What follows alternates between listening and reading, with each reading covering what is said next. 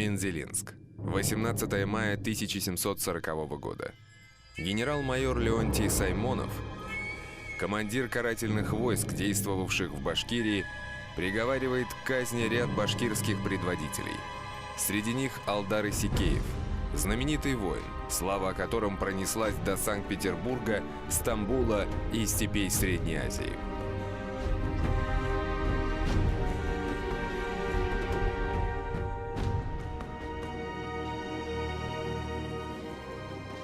Алдар Исикеев – ведущий исторический персонаж Башкортостана 1-3 XVIII века. В его судьбе, как в капле воды, отражена вся противоречивая история башкирского народа, в которой были и беззаветная ратная служба во славу России, и столь же беззаветная борьба против Российской империи, наступавшей на права и вольности башкир. Алдар Исикеев был потомственным тарханом башкирского рода Бурзян. Тарханами были его прадед Байбахты, дед Кадырбек и отец Исикей. Тархан – титул, который давался служилым людям в тюркском, хазарском, булгарском и аварском каганатах, а также в Золотой Орде. Институт тарханства является тюрко-монгольским аналогом западноевропейского рыцарства и русского дворянства. В России тарханами были преимущественно представители башкирской знати. Алдар – это личность эпического масштаба. Его можно назвать олицетворением, зеркалом башкирской истории. Это в одном лице и Салават, и Кахемтуря, и Валиди. К сожалению, мы до сих пор не оценили его масштаб. Как и все башкирские тарханы, Алдар Исикеев был обязан участвовать во всех походах и войнах, которые вела Россия. И молодой башкирский воин рад любой возможности проявить свою недюжинную силу и безрассудную храбрость. В 1689 году он участвует в крымском походе под командованием князя Василия Голицына. Этот поход был неудачным, но, тем не менее, попытка применения башкирской конницы против крымских татар была, в общем-то, использована правительством в полной мере. Через 10 лет Алдар Тархан участвует в новом южном походе русской армии, теперь под турецкую крепость Азов. Азовские походы, а их было два, считаются первыми значительными свершениями царя-реформатора Петра I. Новацией было то, что теперь, учитывая неудачный опыт походов князя Василия Голицына, было решено наносить удар не по Крыму, а по турецкой крепости Азов. Поход 1695 года не достиг своих целей. Было решено продолжить начатое в следующем году. В 1696 году, это второй был Азовский поход, первый закончился неудачей, второй был удачным, который возглавлял Петр I. Формально возглавлял эту армию русский воевода Шейн. Петр I считался просто участником этого похода. И вот в этот поход были приглашены башкиры, которые двигались из Башкирии к Воронежу, дальше шли уже вдоль реки и вместе с русской армией подошли к Азову. В 1696 году 70-тысячное русское войско вновь осадило турецкую крепость Азов, закрывавшую России выход в Черное море. Крепость оборонял 5000-ный турецкий гарнизон, который поддерживала многотысячная крымская конница, находившаяся в степи. По обычаю того времени, перед сражением должен был состояться поединок богатырей враждующих сторон. Турки выставили черкесского воина, русские – башкирского батыра Алдара Исикеева. О том, что он был богатырь, можно заключить хотя бы из того, что из всего войска Петра I не нашлось ни одного человека, который решился бы выйти на этот поединок. Вышел Алдар и победил. В поединке богатырей победил Алдар Исикеев. Азов был взят русскими войсками, а башкирский воин получил от царя грамоту, о чем сообщалось много лет спустя. По указу Ее Императорского Величества определили на Гайской дороге Бурзенской волости Тарханом Алдарбаю и Сикееву с товарищи записать их в новую Тарханскую книгу за прежние его службы, как он, Алдар, служил и был в Крымском и Азовском походах, и в Азовском походе ранен 3 ранами, и выезжал на поединок, и убил выезжего напротив у себя черкешенина. Так уж и поймал собою языка одного крымчанина и объявил блаженные и вечно достойные памяти Его Императорскому Величеству Петру Великому послугу. Указ императрицы Анны Иоанновны, 1734 год. В начале нового, 18-го столетия Россия вступает в изнурительную Северную войну. Участвуют в ней и башкиры. Она началась неудачно. Русская армия потерпела под Нарвой поражение. Она потеряла практически всю артиллерию. Петр I начал создавать армию. Но для того, чтобы в это время вести боевые действия, были созданы силы на севере, которые возглавлял воевода Шереметьев, потом который станет фельдмаршалом. И вот к нему были направлены отряды с Волги. Это были казаки, служилые люди, стрельцы, в том числе 1000-й отряд башкир. Алдар в Северной войне не участвует, однако и почивать на лаврах героя Азовского похода ему долго не пришлось. Бремя Северной войны легло тяжким грузом на плечи народа. Мздоимство и произвол, процветавшие и в мирное время, теперь приобрели чудовищные размеры. Так, например, в Башкирию приехали царские прибыльщики Жихарев и Дохов и зачитали указ о 72 новых налогах. Особенно поразил местное население своей фантастичностью налог на цвет глаз. За черный теперь нужно было платить по 2 алтына, за серый по 8. Понятное дело, что башкирские делегаты избили прибыльщиков и отказались платить невесть кем придуманные налоги.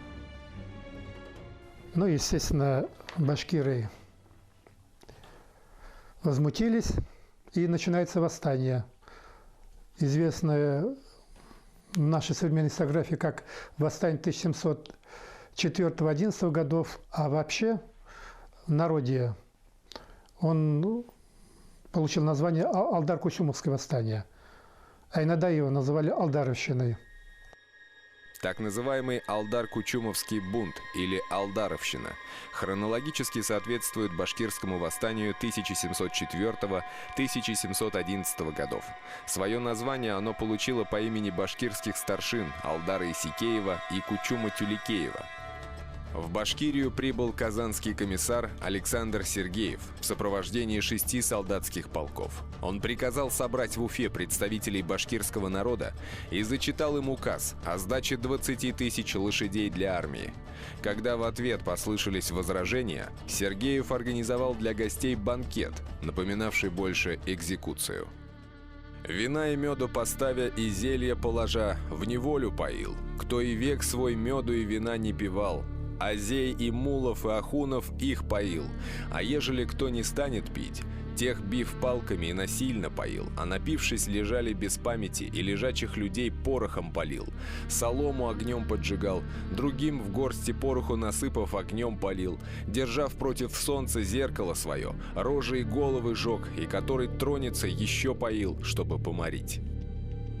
Докладная выпись правительствующего Сената, 1722 год.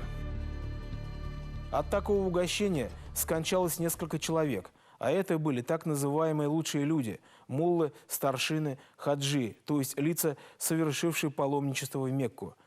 Чаша народного терпения была переполнена, и тогда началось поголовное восстание всех башкирских властей. Петр I немедленно отзывает с фронта своего лучшего полководца, фельдмаршала Шереметьева, и отправляет в Казань, чтобы разобраться с ситуацией в мятежной Башкирии и Поволжье, где полыхало Астраханское восстание.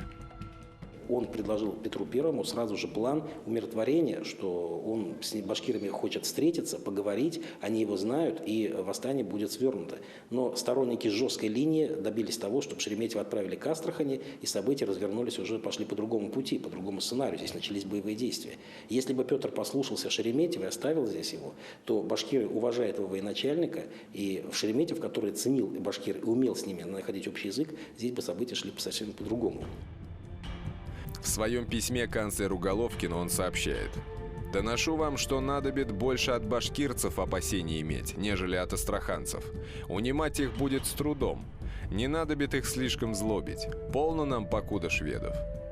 Герой Азовского похода Алдар-Тархан все это время сохраняет верность Петру Первому, но делать это становится все труднее и труднее. Он получал большое жалование, то есть, в принципе, он мог прожить безбедную жизнь, безмятежную, если бы он только ориентировался на власть. Но это был не такой человек. В первую очередь он был сыном своего народа, сыном и отцом в одном лице, отцом нации. В 1707 году башкиры привезли из Джунгарии царевича из рода Чингисхана и назвали его своим султаном.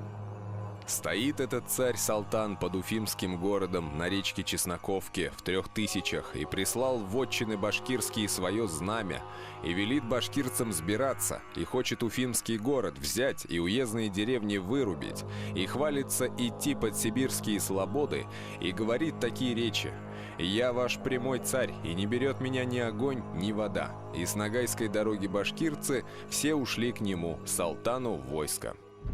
Против новоявленного султана из Уфы было послано войско во главе с князем Ураковым. Хан ушел от погони, но зато Ураков разорил поместье Алдар-Тархана и казнил несколько близких ему людей. После этого прославленный Батыр просто не мог оставаться в стороне. Юридической формой протеста башкирских повстанцев был отказ от русского подданства. Отказываясь признавать русских царей, взамен нужно было подыскать новый источник власти. Им могла быть только другая венценосная особа, другая, более древняя династия. Альтернативы не было. Алдар, по примеру своих предшественников, опирается на традицию права Чингисхана и его потомков. В Башкирию были приглашены престарелый сибирский царевич Кучук, правнук сибирского хана Кучума, который уже провозглашался башкирским ханом в ходе восстания 1662-1664 годов. Был приглашен также его сын Мурат, которого объявили новым султаном. То есть государство тюрки и монголы воспринимали только как улус, во главе которого стоит потомок Чингисхана. И в соответствии с этой традицией башкиры, когда видели необходимость выхода из состава российского государства, естественно, они обращались к тем потомкам Чингисхана, которые могли бы создать новое государство, уже то, которое соответствовало их идеалам и их принципам. Новоизбранный башкирский султан Мурат в сопровождении отряда башкир был отправлен в Константинополь просить помощи у султана турецкого. Однако Ахмед III отказался помогать восставшим башкирам, сославшись на мир, заключенный с Петром I. Послам Урала пришлось отправиться в обратный путь через Черное море, Крым, Кавказ. Однако во время зимовки в Чечне власть башкирского султана Мурада неожиданно признали горцы и решили присоединиться к башкирам. В 1707 году уфимский башкирец, назвавшись султаном, ездил в Константинополь и Крым просить помощь делу единоверцев. Потом пробрался на Кубань, оттуда к горским народам, чеченцам, мичкисам, аксайцам и прельстил их, выдавая себя за святого и за султана башкирского. Горцы провозгласили его своим владыкою. Сергей Соловьев. История России с древнейших времен. Том 15. Султан Мурат, собрав войско из числа местных народов, атаковал форпост России на Кавказе Терский городок. Но вскоре был разбит подоспевшими из Астрахани войсками. Башкирский султан был взят в плен, доставлен в Казань и казнен повешением за ребра. После этого Алдар-Тархан провозглашает ханом его родственника, султана Ибрагима. Привезли с собой с Кубани вора и назвали его салтаном, и других с собою возмутили, чтобы им быть самовластным, и намерились уфимским и другим уездом завладеть, а единоверцев к себе в союз привлечь, и того вора учинить прямым своим салтаном. Доношение казанского комиссара Вараксина князю Меньшикову, 1708 год. На поимку хана из Уфы выступает усиленный полк под командованием дворянина Хохлова. Алдар Тархан и Кучум-Батыр Тюликеев встретили его близ горы Юрактау, близ современного Стерлитамака. Источник сообщает: Алдар-Батыр с войском своим стали их уфимский полк из ружья бить и учинили с ними бой. И на том бою их уфимцев побили, и снаряд 5 пушек и мелкое ружье побрали. Из показаний казака Губарева. Затем на помощь Хохлову подошли войска уфимского воеводы Арестова и немецкого офицера Ивана Рыддера. Они тоже потерпели поражение. Разгром Алдар-Батыром 3 регулярных полков стал сигналом к поголовному восстанию не только всей Башкирии, но и всех народов Поволжья. Алдар строит грандиозный политический проект восстановления на территории Урала-Поволжья мусульманского государства во главе с принцем из дома Чингисхана. В Башкирию прибывает множество претендентов на роль нового башкирского хана. Это нравится не всем, так как далеко не все вожди восстания разделяли оптимизм Алдара относительно состоятельности предполагаемого проекта. Другой влиятельный предводитель, Батыр Кучум Тюликеев, жестко критиковал Алдара за его ориентацию на среднеазиатских ханов и опору на их вооруженные силы.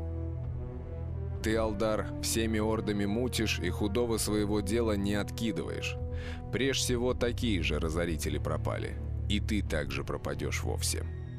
Кучум Тюликеев, башкирский старшина и батыр Тамьянской волости, жил в долине реки Ик. Когда была в 1708 году Россия поделена на губернии, и Башкирию хотели переподчинить уже непосредственно Казанской губернии. А до этого башкиры подчинялись в Москве. Правительством имели непосредственное отношение.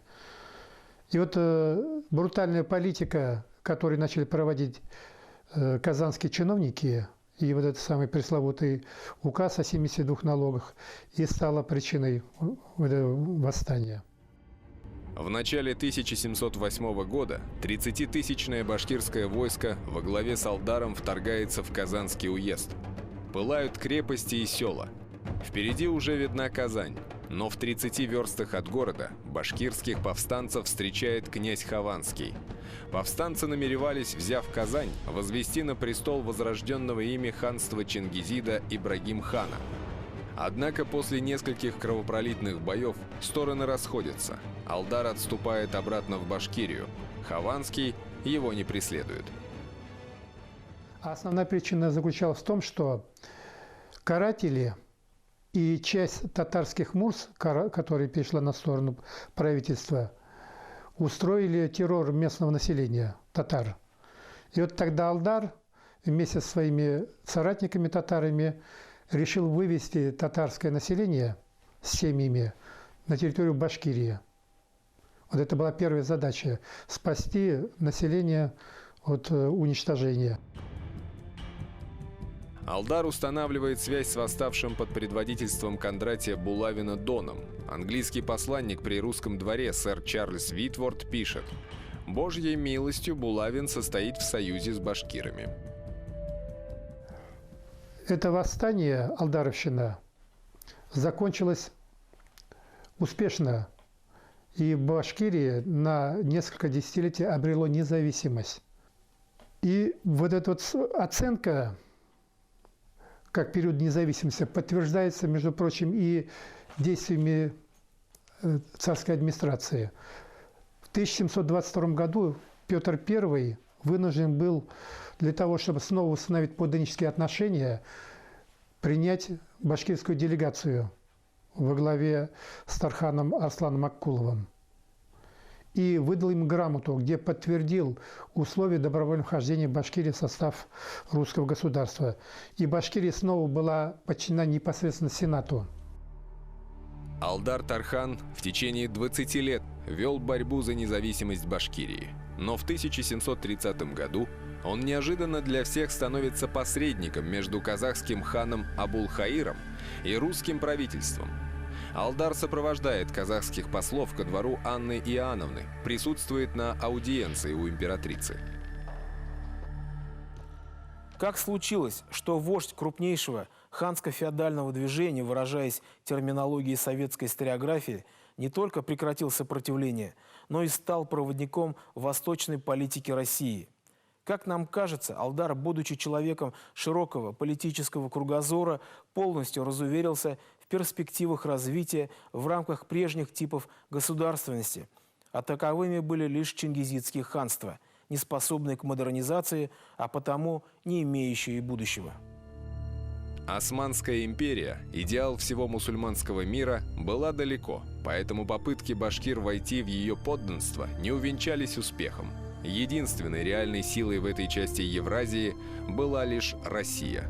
Именно поэтому Алдар стал обдумывать варианты таких с ней взаимоотношений, которые могли бы устроить все стороны. И, естественно, это была вынужденная мера для казахов, для Абулхаира. Цель была просто сохранить свое государственное образование от полного подчинения джунгарам. Но при этом, кстати, казахи, которые тоже чтили, в общем-то, заповеди Чингисхана, помнили Ясу, они рассматривали подданство исключительно как, опять-таки, внешнеполитический формат. То есть они не предполагали, что, допустим, царское правительство будет вмешиваться во внутренние дела их общин. И не случайно Абулхаир в переговорах, кстати, как с Тевкелевым, так и с Алдаром, прямо указывал, что подданство казахов должно строиться на тех же основаниях, на тех же условиях, что и башкирское подданство. А какими мотивами руководствовался Алдар Тархан? Совершенно очевидно выглядит, что это была инициатива хана Абулхаира. Он сам хотел, там руководствуясь своими политическими интересами, войти под протекцию России. И Алдар выступал просто посредником. Окончательным итогом казахского подданства действий стал проект Оренбургской экспедиции, разработанный статским советником Иваном Кирилловым. План Оренбургской экспедиции предполагал строительство в устье реки Орь крепости Оренбург, после чего там предполагалось изготовить суда, доставить их к Аральскому морю, подняться на них вверх по Сырдарье и проникнуть в Индию. Он хотел воспользоваться устремлениями Абулхаира для того, чтобы на краю Российской империи создать коалицию родственных народов, а именно башкир, казахов, каракалпаков и калмыков, которые вот в это время жили разрозненно и во многом во враждебных отношениях находились. То есть вот здесь вот Алдар мыслил глобально, чтобы эти народы жили, скажем так, в дружбе и между собою, и по отношению к России. Вот эта вот сторона Алдара, как дипломата, тоже еще, как говорится, требует оценки, осмысления. Начало Оренбургской экспедиции вызвало возмущение башкир, подозревавших правительство в стремлении покончить с их вольностью. Началось очередное башкирское восстание. Проект Кириллова в чем заключался? Не в том, чтобы колонизировать Башкирию изначально, как пишут наши историки. Зачем для этого надо было ему набирать свою команду морских офицеров, кораблестроителей? Но вот эти планы Кириллова построить в тылу башкир крепость пришлось не по душе многим башкирам. И они решили воспрепятствовать этому. Алдар поневоле оказался втянутым в водоворот событий, увлекших его и родную Башкирию по пути фатальной обреченности. Поход в Индию был сорван, и тогда высвободившаяся мощь империи целиком обрушилась на башкирский народ. И вот здесь башкиры во главе с Кельмяком Нарушевым, старшиной Юрматинской волости, поднимают восстание. А затем восстание перекидывается на остальные территории, и возникает уже всеобщая война. И вот когда вот эти планы Кириллова были перечеркнуты, Оренбургская экспедиция была переименована в комиссию. И вот тогда действительно правительство поняло, что рано еще думать о Средней Азии, тем более Индии, что надо решить башкирский вопрос. То есть стать здесь твердой ногой, создать здесь систему крепостей, учредить новую губернию Оренбургскую, завести сюда русское население, укрепиться, построить настоящий плацдарм и уже потом идти в Казахстан и Среднюю Азию. Что и было сделано уже при Перовском и других губернаторах, то есть через 100 с лишним лет. Прошли века. Что осталось в сухом остатке? Результаты Оренбургской и последующих экспедиций сведены к нулю. Индия осталась недосягаемой, Средняя Азия утеряна. Россия столкнулась с проблемой массовой миграции с юга, ведь все империи расплачиваются за свое эфемерное величие наплывом избыточного населения из бывших колоний. Башкирия стала ареной столкновения двух начал – империализма и сепаратизма. Глупо ругать империю за заложенный в ее природе экспансионизм и колониализм. Точно так же нельзя ругать покоряемые народы за стремление к свободе. Алдар и десятки тысяч жителей нашего края стали жертвами этого столкновения. Но жертвы эти не были напрасными. Сам факт существования Башкортостана является тому очевидным доказательством.